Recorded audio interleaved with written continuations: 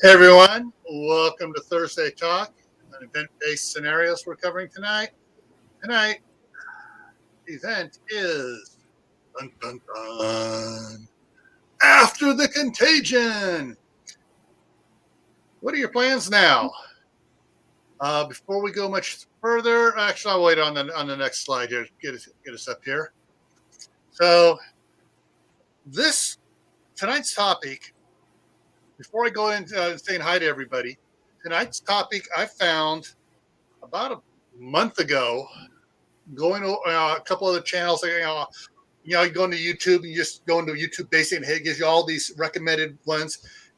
And I saw one on there down near the bottom when I was scrolling down. I went to it and I about lost my crap on it. And so that's what this is about. They're talking about our government or some other government creating something out of some of the things we're going to talk about tonight to create something that is a contagion that is not bacterial, is not virus, and we can wipe out just about everybody. So before we get into that, let's say hi to everybody. All right, so first one in was Uncle Out, Eyeball Frog 79. Then Alicia de Drapeau. I can't pronounce it. It's French. I can't do it right. Autism mom. Cindy Rice came in, said she can't stick around. She's going to bed. She's going to rewatch it in the morning. And I froze. And CR was in next. And CB. So CR is Creative Redundancy. CB is Hugo Homestead. Lewis came in. Shady Hill Homestead came in. Suburban Hillbilly came in. Super Scout came in. I warned me not to get in trouble at work lurking. Let's see here. Kaylin Strain is in the house. She had a couple good videos on her haul, prepping haul today.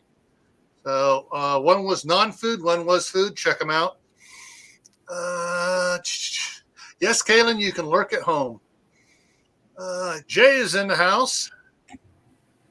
And Emma is here.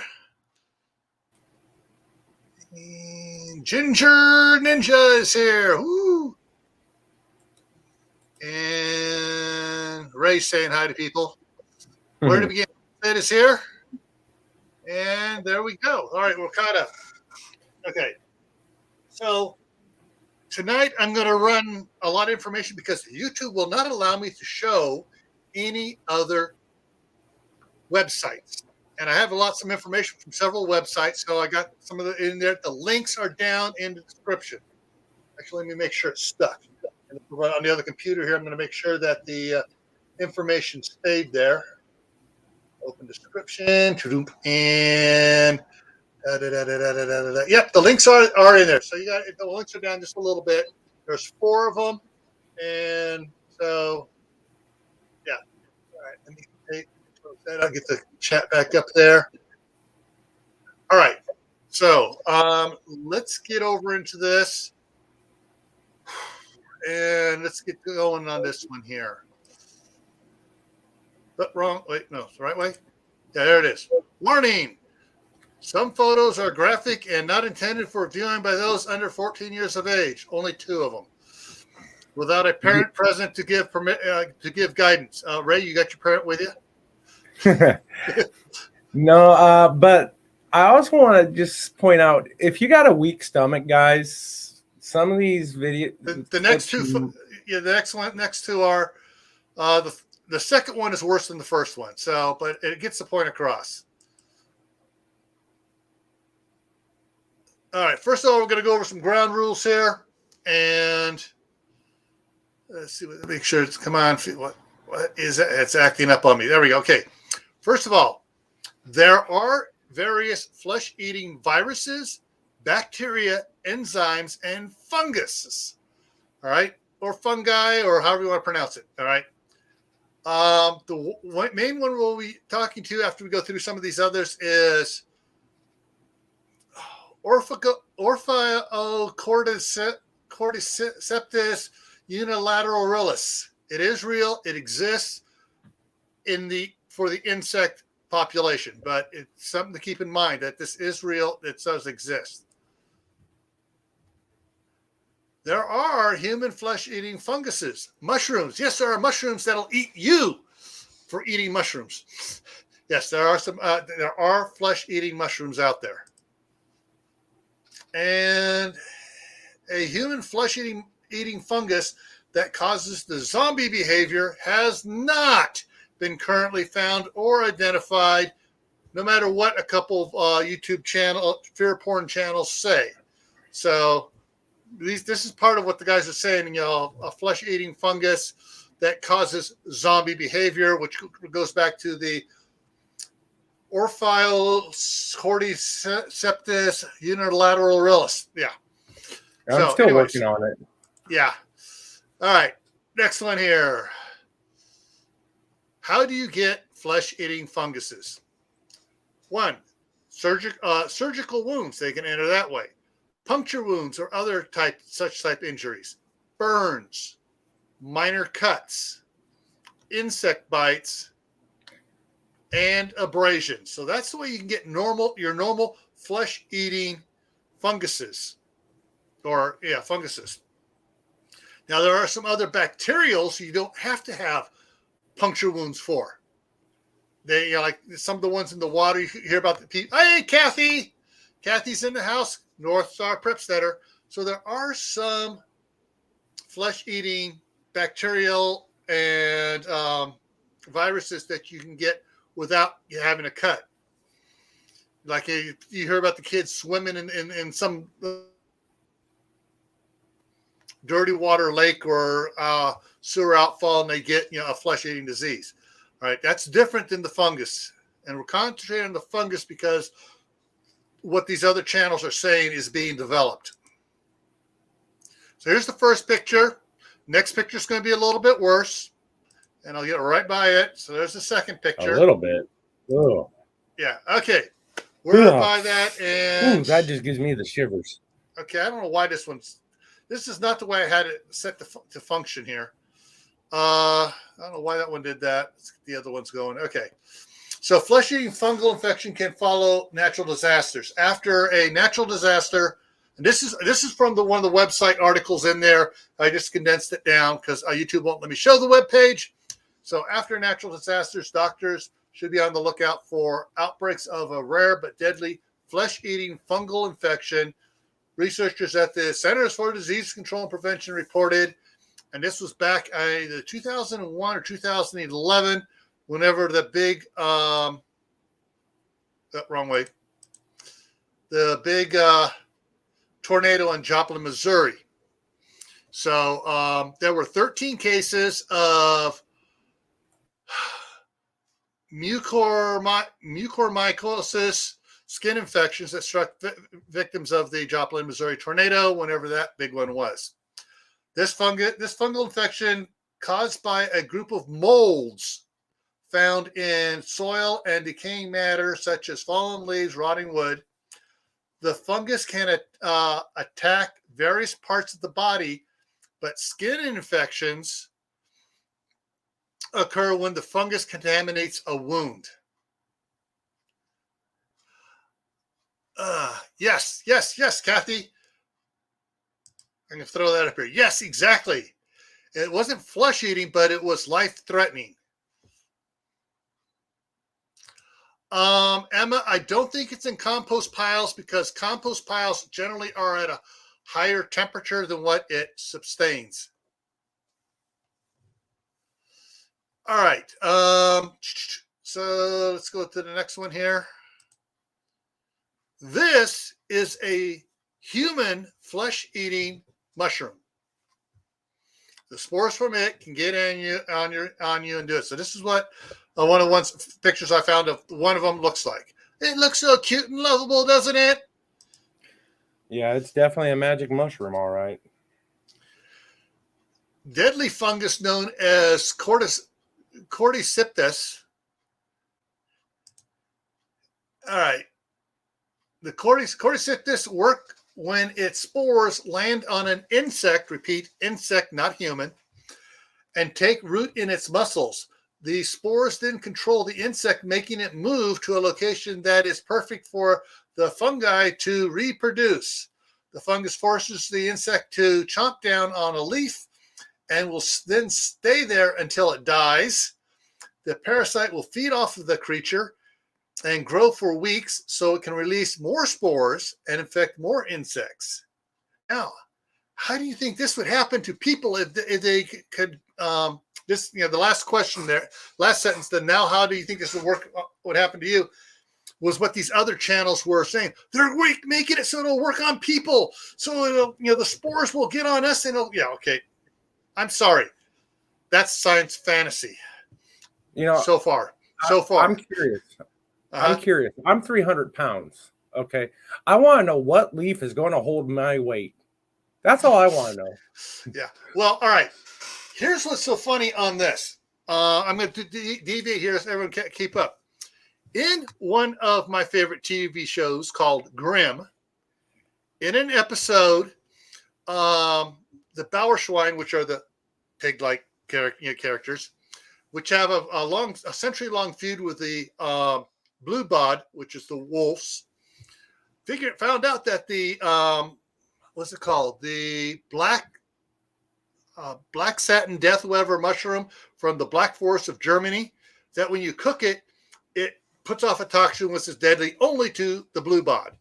And when they got infected with it, they climb up in a tree over a pathway, and as their stomach and everything expanded, and then all over the pathway. So, anyways, let's move on. This is a tarantula affected by the one of the cordialis, whatever it's pronounced, growing out of it. Of course, it did. It affected arachnid different than insects, but it still affected the arachnid. This spore will not affect humans.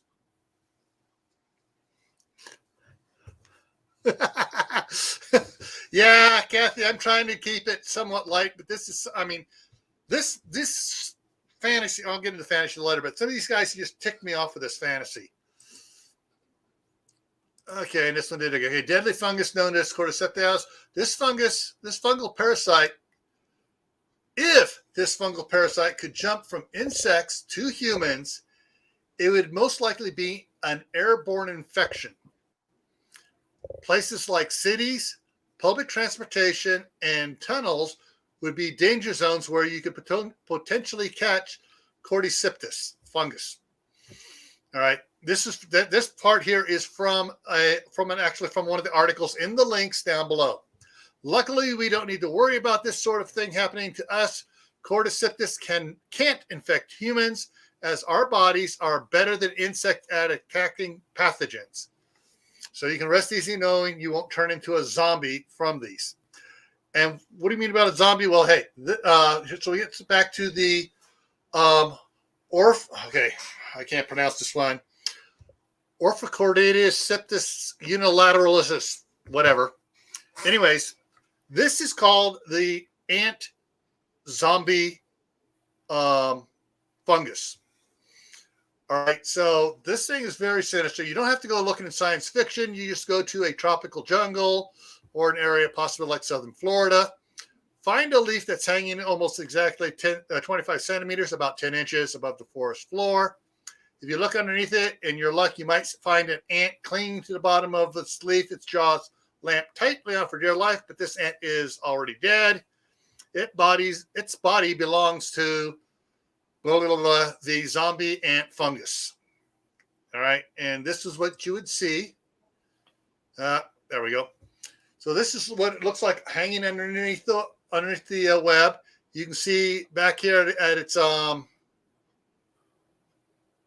abdomen, I guess is part of it's called out. It's shrinking in here.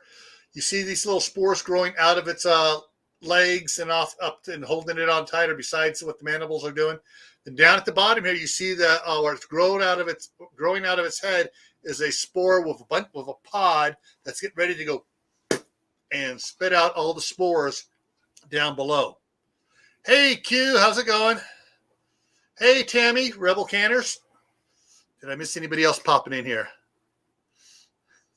Yeah, it does look on an art project gone bad. Again, Attack of the Mushroom People. Free. Yeah. All right. Make sure anybody else came in. Oh, Cindy's still in. Cindy Rice still in here. Oh, too curious. We got it. We hooked Cindy with curiosity. All right. So this is what it looks like. What it does to the ant. Now, generally, I'm not sure if it's. Let me check the next slide. Yeah. Okay. So when the fungus infects a carpenter ant or other such ants, it grows through the ant's body, draining of nutrients, attacks its mind. Literally, the fungus takes over the ant's mind. Over the course of a week, it compels the ant to leave the safety of its nest and ascend to a nearby plant, about 10 inches above. And the ant stops there, clamps on for dear life, and is being eaten up by the fungus. Because that temperature is precisely right for it to, and the humidity for the fungus to grow.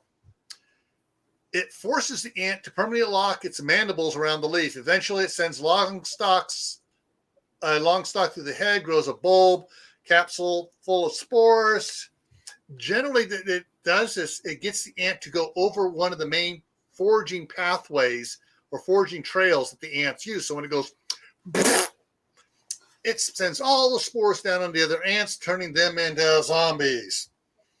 Now, a couple of these channels were saying that they're working to combine this particular fungus, mushroom fungus, with the flesh-eating disease fungus, so it can infect people.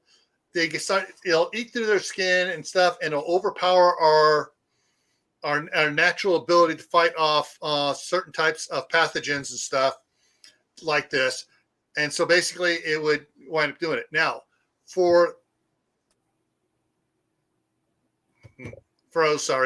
arachnids, ants, and other critters that are affected by this fungus, death rate is 100%. And whole colonies have been wiped out because of this. Now, let's take a look at the next one down here. So can something happen like this happen to us? And that's what these other fear-porn channels are saying. Yes, it's about ready to happen. They're going to release it. It's going to be, all this other crap. And it's like, hey, Terry, how's it going? So on this line, thinking that they're saying that our government, the Russian government, Iranian government, and others are working to do this. North Korea trying to create this. We're trying to create it to wipe them out, and they're trying to create it to wipe us out. To that, I have to say, BS. Even it takes a specific temperature and humidity for these funguses to grow. If you're up in Maine, Vermont, Minnesota, North Dakota, Montana, Idaho, Washington, Oregon. Well, Washington, Oregon has some cooler spots, but still, it's not hot enough. They may be humid enough in Washington, Oregon, but they're not humid. Yeah, all the rest of us, we're too cold. Florida might be warm enough and humid enough.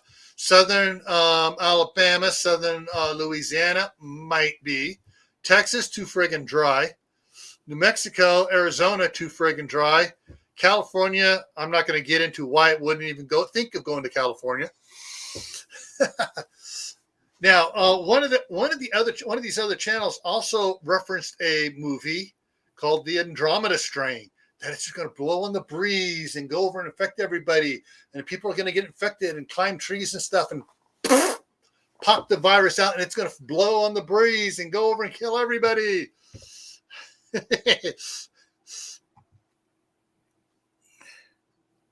Yeah, exactly, Kathy. Winter kills everything, but summer's hunter gets things growing again. And yes, CR, cold works in your favor. Yes, you're going to be safe there, CR.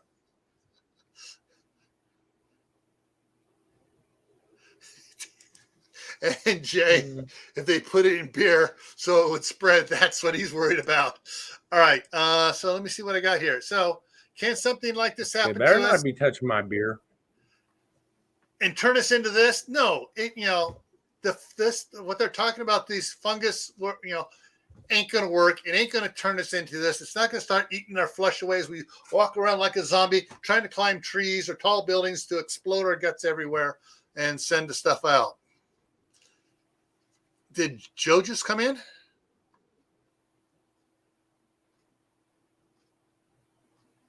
I thought someone said Joe. I think Jay. Sorry, let me get my glasses clean. Sorry, the screen's a little fuzzy. All right, so no, we're not going to wind up walking around like this, and no, our cities are not going to look like this afterwards. So, we're gonna cover this now in two more parts here. We are going to humor these fearmongers, these sci-fi fanatics saying, "Oh, the government's going to do this to us," and if a fungus like this were created and got out in the United States, what do you, and everyone inside chat, what do you think is the possibility of it becoming a major problem or just staying to local areas?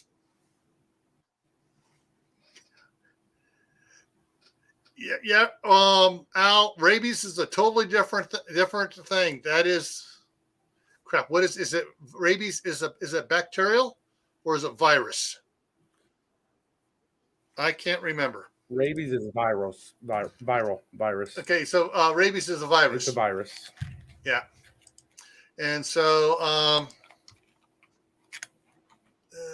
boom. Actually, my ex-wife had to recently get rabies shots. Why'd you bite her? Dog. Oh,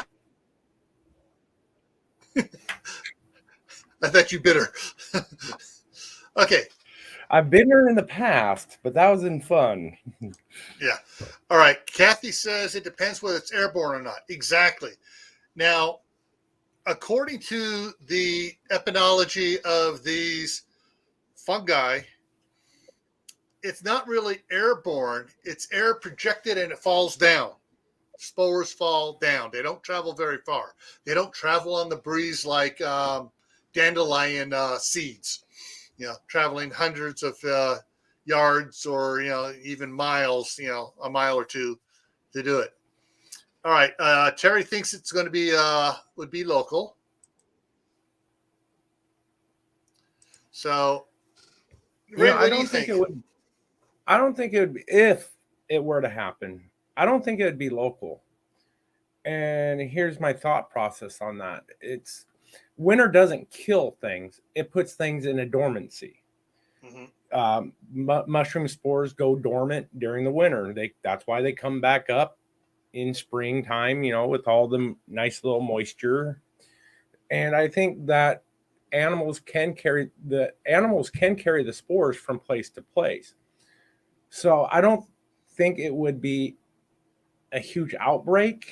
I think we would see it start to move, but be able to contain it really quickly because it's not going to move that fast. But I don't think it's going to be localized. Right.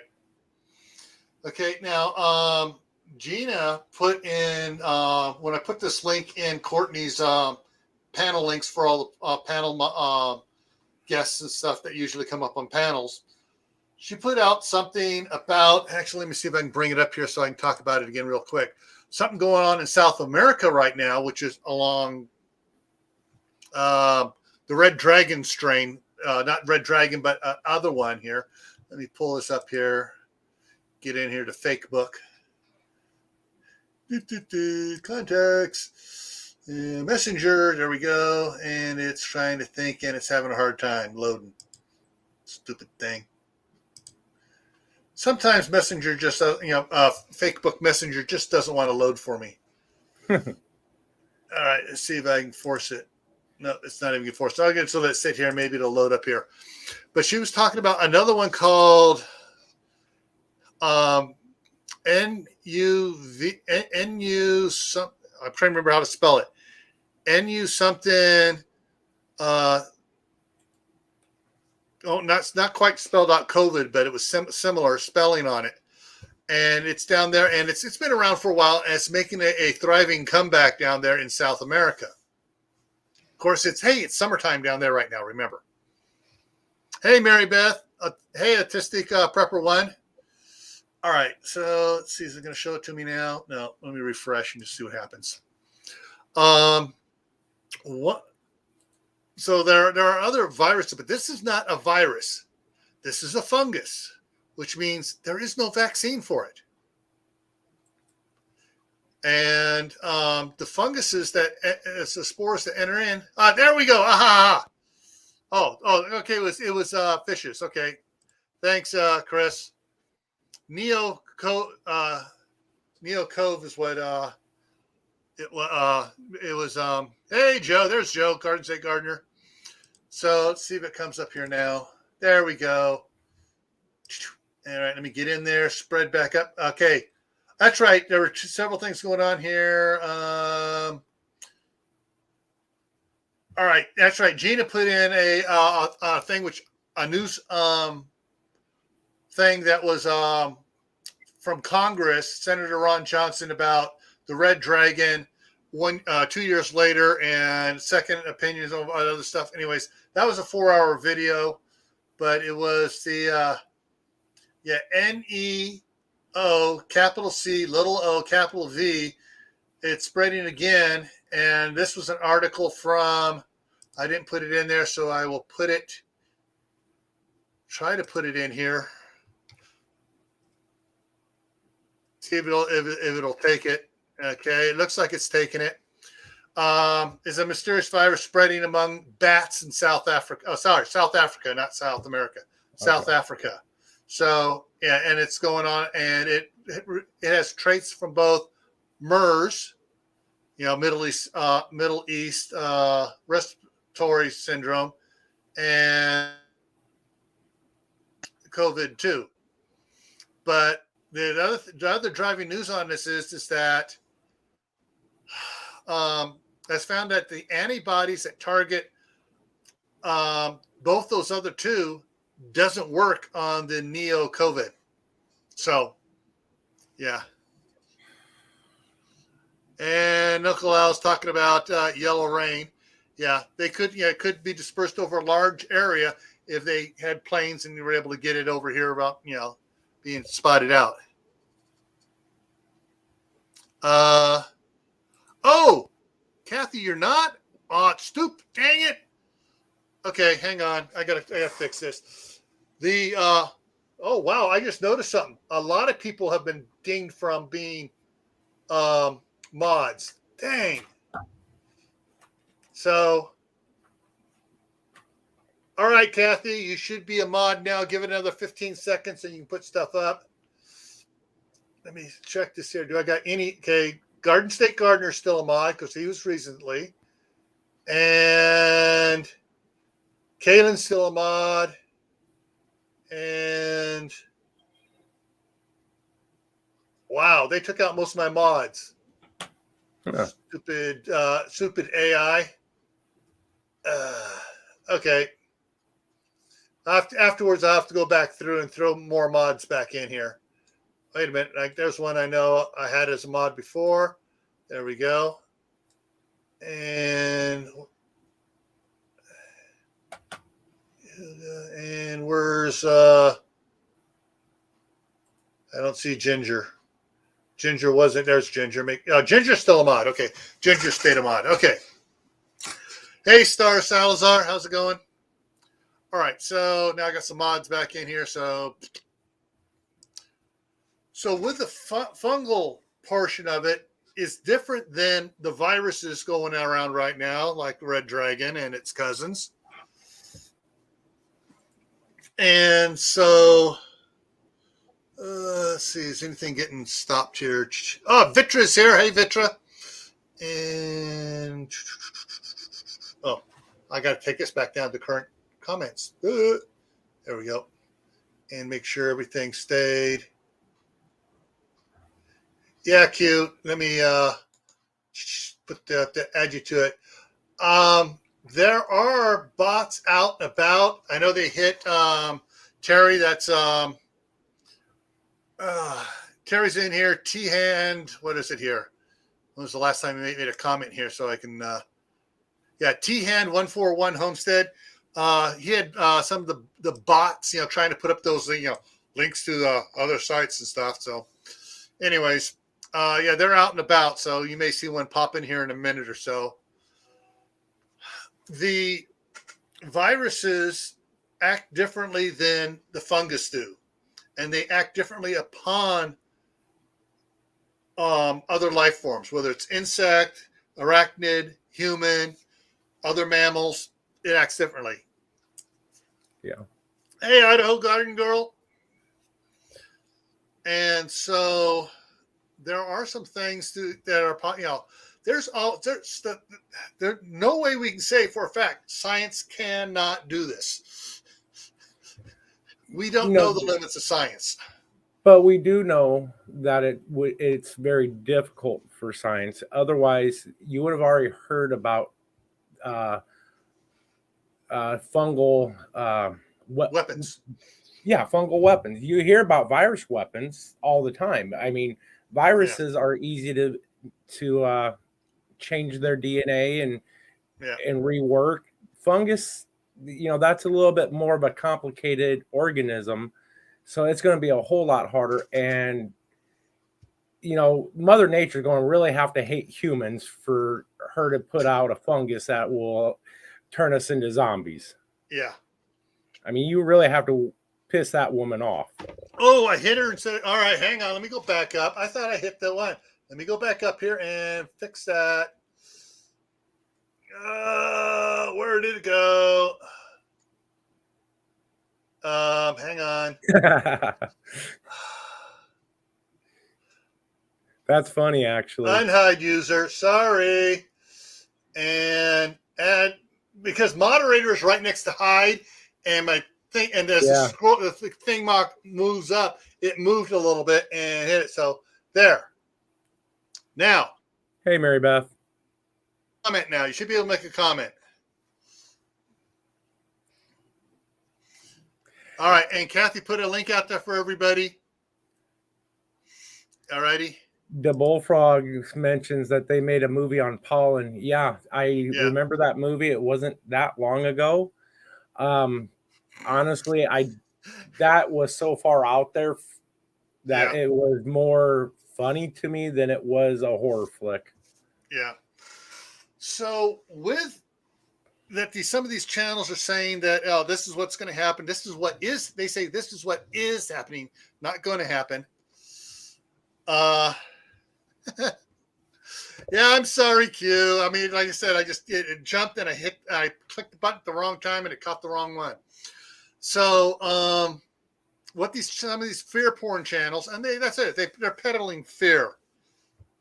Are saying is that, hey, this is what they're working on right now. Several countries are working on it, and they're going to get us. Well, if they were able to do it, and if they were able to introduce it into the United States, which is going to be the hard problem, because it's not like something you can go over there and have, air burst a bomb and spread it out without it killing off everything in it, all the stuff in it. The flick with the giant ants controlling humans was way more funny than scary. Yes, Kaylin, I agree. The possibility of it spreading like that and taking all of us out, or even taking a 10% of the population out, is way beyond my conceptual thought process to accept. As soon as they get started and they find out, oh, okay, this is what's going on. They find out, okay, this new flesh-eating fungus is doing this, and when it starts controlling people's mind to make them climb trees to disperse it more, climb high places to disperse it more, there's going to be other problems. Because in the articles about the I can't pronounce that huge long word again. the ant zombie virus, it took weeks for a week before the ant, why it was starting to infect it, and then for the ant to go climb up there, and a couple weeks up there for it to finish eating up all the nutrients of the ant and develop the spore pod so it would burst. So you're looking at 3 weeks before it goes. Now, if they were to incorporate that type into a human flesh-eating fungus, I think in like a week and a half, it'd probably devour a person totally, and there wouldn't be any nutrient left for it to actually go through its whole cycle. But the problem is, how fast do you think agencies are going to move on the health agencies are going to move on this? Oh crud, this is what's going on. And also you can start it's popping up in different spots in the United States. They're going to be moving on it fast. And once they identify it as a fungus, what are they going to whip out? Sprays, antifungal sprays, creams, everything else. But they're going to use aerial spraying to kill off funguses and stuff. And they're going to start quarantining those that are showing exhibits and not allowing them to climb trees, climb up onto the buildings and explode their guts all over the place or the pod or whatever. So it's going to stop. They'll be able to stop the spread fairly quickly after the initial let go. Well, hey, Howie. There's two other reasons why I don't believe that it would ever happen. First of all, fungus being a more complex organism than a virus, they would already have a cure for it developed before it was even released, because it makes no sense that you infect a population that you want that land, because that's all war is about, is just land. So you want that land, and you're going to contaminate that land so nobody's going to use it if you release that type of a fungal weapon. Mm-hmm. So you already know that they already have the cure for it, so it wouldn't take that long for let's say Russia sent a zombie fungus to the U.S. It wouldn't take too long for the U.S. to figure out a cure for it. Yeah. And the other reason why I don't think this is a functional weapon, even a functional weapon idea, because if it's airborne, what's to keep it from being caught up in an updraft, going up into one of the jet streams, and all of a sudden now it's dropping back down on North Korea, Russia, whoever developed it and released it. Right. There's a good chance it's going to spread around and get them too. So I don't think any scientist is stupid enough, and any government is stupid enough, of course, looking at our current one, makes me wonder. About doing something that that evil and wicked. Well, see, that's one reason that they chose viruses. One, viruses are easy to manipulate. Second, the lifespan of a virus outside of a host is very short, and it's not going to survive long outside that host so that it can reinfect something else. Yeah. All right. Al's talking about something here. The San Joaquin Valley fever, airborne fungus. Yeah, but it's a totally different. I mean, you would have to manipulate that into the zombie virus and into the flesh-eating one that they're talking about, and so it'd be very hard for them to do that. And I agree, Kathy. Jay's post was ew, and one of the other things about this is that, like I said, they'd have to pick the exact time of the year to do it. And if it didn't wipe everybody out, by the time the weather turned colder, the virus can't, the fungus can't grow. Hey, North Carolina girl. There are different. All right, I'll bring hers up here. This is a different type thing. The algae blooms. Are they all right? Somebody correct me, fill me in information. I'm having a brain fart here. Algae, is it a It's not a fungus. No, it's a plant. It's a so it's a plant life, but it's when it produces toxins. Yeah, it produces a toxin on it, and that's what makes it deadly. So it's not something that can be spread, but it basically spreads in the water it's in, and yeah, yeah, it travels from lake to lake, and it could travel from lake to lake by bird, by waterway, by other animals, possibly. I'm not sure how it works and how long the toxins take, how they affect in animal body, like deer, and how they affect the system or not. Okay, so yeah, so but as far as the like the stop, the spread of a mushroom fungus, zombie flesh eating thing, mushroom, um, they have to release it at the proper time. If a cold front moves down, like hit Texas, where they weren't expecting it, that could stall it right there. And anytime the weather would stall the propagation of this mushroom fungus, it would give us that much more time to take care, to spray, to poison it, kill it, weed killer, whatever, and do that stuff to it. There'd be other ways. I think it would. I don't think it might be work as a terror tool for a little while, but I don't think it would take us over. And I don't think, like I said, a possibility if it's released into the air, there's no telling how far it could travel and right back to him. So, I don't think any government's going to be that stupid. Well, everyone, hey, Ray or Roy, sorry, Roy's Homestead Bees. Something ready for sun. All right, I'm just trying to keep up with the conversation. Side is jumping near me. Each now drawing each other's attention to what looks like going to be going on in Russia.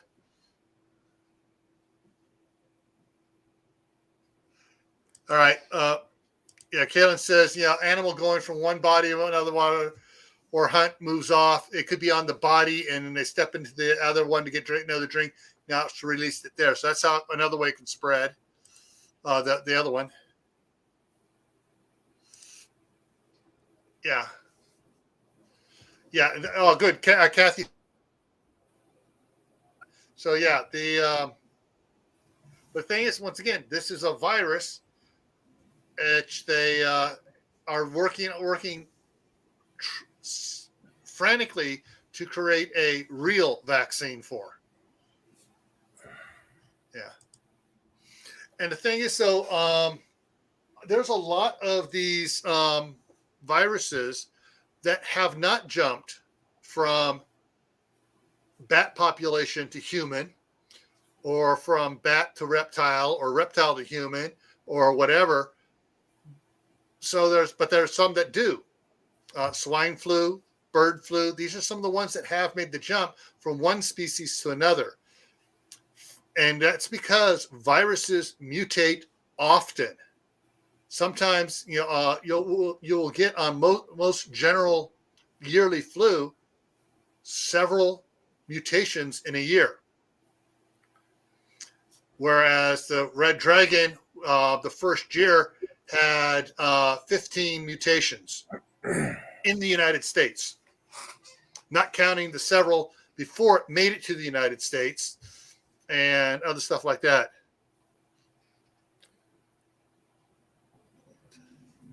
Okay.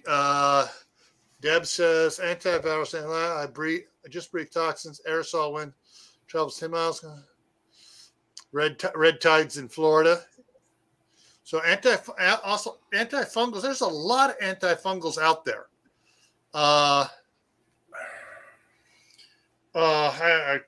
there's I would probably say the strongest antifungal medication we have over the counter, Ascorbine Junior. Athlete's foot is a really nasty fungus. It don't like to go away, and it's one of the few things that took it out.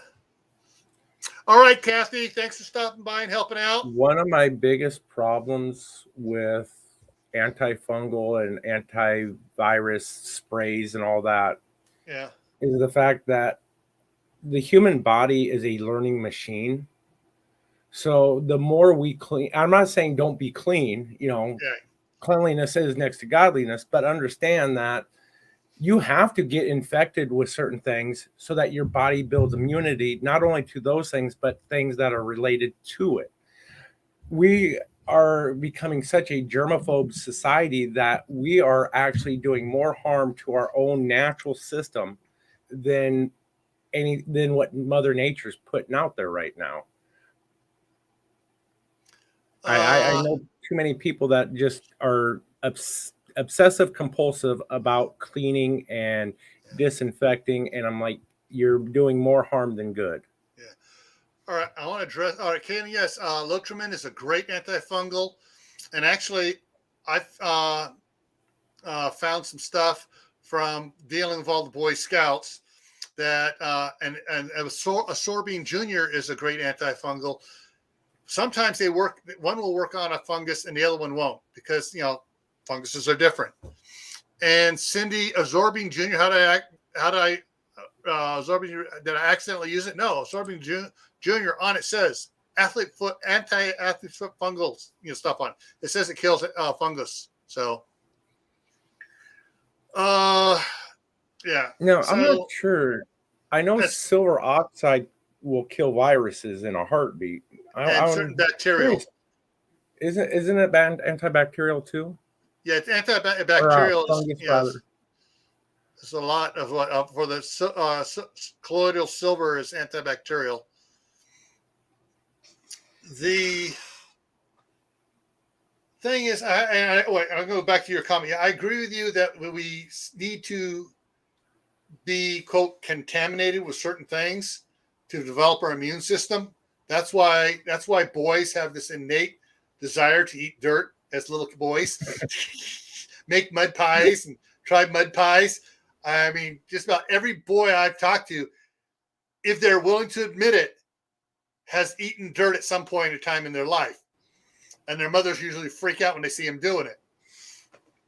Because, hey, there's minerals in the dirt, and sometimes the human body says, hey, I need minerals, and the little boy goes, oh, that tastes good. Your body will direct you as to what it needs you to eat if you allow it to. And Howie's out here with science again. Ozone, ultraviolet light, eat your solar dirt, be alone, biochar. Humans need 4,500 types of microbes, but you only have 1,500 in your gut. So, like Howie says, when you pull a radish out or a carrot out, don't wash it off. Brush off the big chunks and eat it because you're getting all the microbes in it and that naturally exist that are healthy for us in the soil. I do have an ozone generator in California. Unfortunately, it is actually illegal for you to own an ozone generator now. But if you do use an ozone generator, please, for the love of God, make sure you're not in that room. And when you're done running the generator to kill off things in that room, that you let it air out, because it's just as deadly. Ozone is just as deadly, although it's oxygen. O3, which is ozone, is extremely deadly to you as a human. It will Yeah. kill you. Now, when did they make it illegal for ozone generators? Because I remember last year they were still selling them everywhere. It's just been a recent development. Is it Arizona or is it the U.S.? No, California. Oh, California. Okay, so California. Oh, that explains it. California. Yeah, California. You Al, cannot own one. Uncle Al, you've got to get rid of the great nuisance and his cohorts. Yeah, the great socialist capital of the United States, California. Come up with the stupidest laws. And because I know hospitals use ozone generators to sanitize rooms. I use it anytime I buy a used car. I let the ozone generator run inside the car with the windows up and all that for a couple hours. Yeah. Cindy, I remember as kids, we used to chew on, we also used to suck on the Strike Anywhere matches. The wooden ones. Because we suck it off and we was chewing on it. Yeah. Yeah, they And lasted Q, longer. I agree. Most of us as kids back in the, hey, I'm Dave, I was born in 57. All of us back in the 60s and stuff were eating dirt and stuff and playing with mud pies and all the other stuff. When we were doing that stuff during the summertime, never got sick. When we stopped doing it during the wintertime is when we catch a cold. Yeah. Copper sulfate kills microbes you need. Yeah, so be careful about spraying it on your trees. And that's the thing, is copper sulfate is an antifungal for the peach leaf curl and I can't remember the other one. Peach leaf curl, something on apples and apricot trees as well. Food forest. That's why I want to give that warning about those ozone generators. Ozone, which is O3, will kill you. Yeah. The air that you breathe is actually O2. Yeah. Okay. There's a big difference, and you do not want to die from breathing ozone because it basically eats the inside of your lungs. It's an oxidizer. Yeah, brown rot. Thank you, Al. Now, and here's what's so funny about the ozone generator in California. Oh, global warming is caused by these fluorocarbons deleting the ozone layer. We need to get rid of fluorocarbons and restore the ozone layer. But we're going to get rid of ozone generators so we can't restore the ozone layer. Well, the thing about that is ozone will actually break down fairly quickly. It doesn't last very long at Earth, lower altitudes. Low altitudes. But yeah, I mean, that's why you just let it air out for an hour or two. Yeah. Yeah, and the oxygen level in normal air is less than 21%. I believe it's at 21%. The air becomes the oxygen level reaches 21%. It becomes dangerous to spontaneous combustion of other particles in the air. Also, the air we breathe is the majority of it is nitrogen. Yeah. So, but if you overload a room with O3, you're displacing the oxygen and the O2, and you're displacing nitrogen and stuff.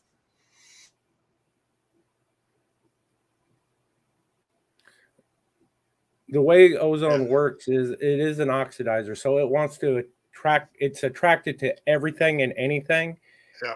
And once it gets onto that particle, like your skin or inside your lungs, it actually breaks down to O2 and O1 and destroys whatever it's touching during that process, during its breakdown process. All right. Just checking on something here. Okay. If this were to happen, what steps could we as preppers take to protect ourselves? So here's the question. Does your hand sanitizer kill fungus? Will your N95 mask stop fungus? I don't think your regular cloth masks are going to stop the fungus spores. They might. I'm not sure on that. I think they might, just because the spores are a little bit bigger than a virus. Yeah. So, but the thing is, though, people gets cuts. You're out working in the garden, right? You're working in your garden, and you get poked by a branch, and you get a little scratch on the back of your hand. That's an entry point. So, there's a lot of things that we have to change our behavioral patterns to protect ourselves from a fungus weapon. Then again, it may just go flash in the pan and that's it, and it failed and it kills itself.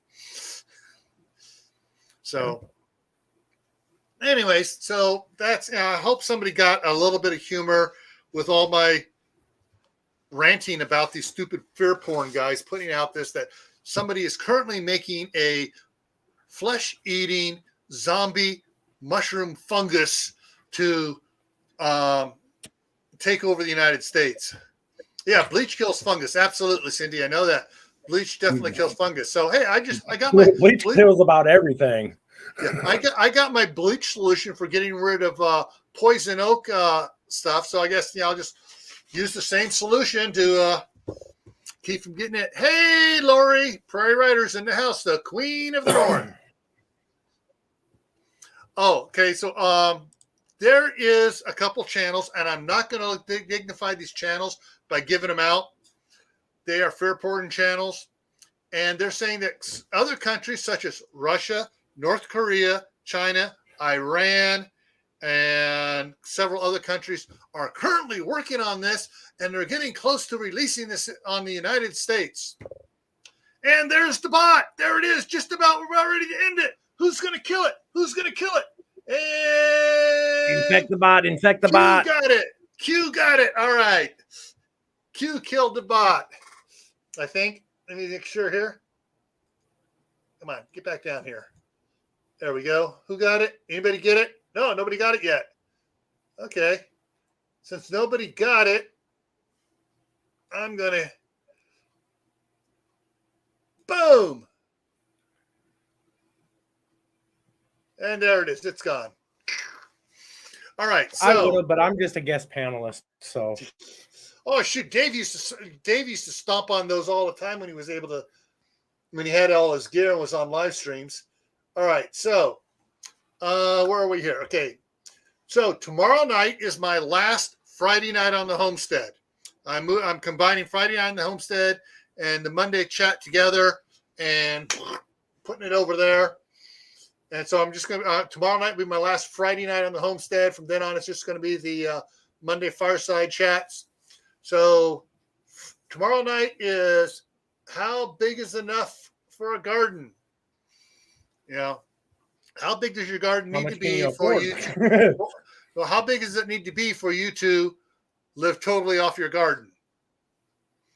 So that's what's going on tomorrow night. Same time, 10 o'clock, but it's on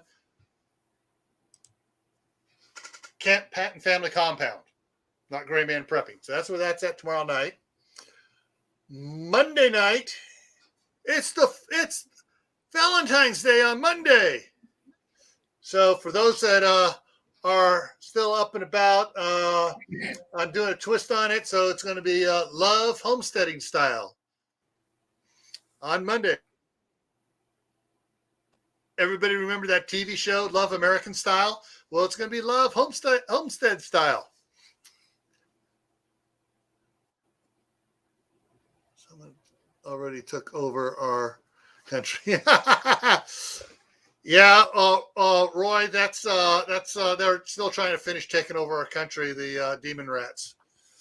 All right, now that's the different than a Democrat. A demon rat is a professional politician. You have the demon rats, professional politicians from the one side. You have the Robukins, the professional politicians from the other side. So it's the professional politicians trying to take us over. All righty, next Tuesday on Gray Man Prepping. Make your own survival food supplies. So we're going to be talking about making some of your own survival foods. And yes, we're going to be leaning towards one particular way of doing it, but there are several ways of doing it. And so we're going to be talking about making your own survival food supplies there. Next Thursday, the next scenario for next Thursday here on Thursday Talk is after the asteroid hits. Now this one actually has more validity because, hey, asteroids have hit quite a bit. You got Meteor Crater in Arizona. You got the Yucatan Peninsula. You got over in Russia, the one that exploded in the air. I can't pronounce it right. Begins with a K. and leveled all the forest area over there. So yeah, asteroids and meteors do hit. So we're going to be talking about that, about things that we can do, things that will not, that should not happen, I should say, because never say will not, because then Murphy's just going to jump in and make it happen. So that's what's coming up next Thursday. There we go. All right, Tunguska, not Kandusta. There you go. Kaylin got it. That's right. Yeah. It ends with a K near the end of it. All righty. And Howie has a good word of advice. Hunt, gather, grow, save your seeds, plant a food forest, soil banking, all that fun stuff. So we're going to wrap this up here now with, as always, stay happy no matter what life throws at you. Stay safe. Don't go out and do anything foolish or stupid. And keep adding to your preps. Water, food, medications, gardening supplies, and skills. All righty? So take care, folks.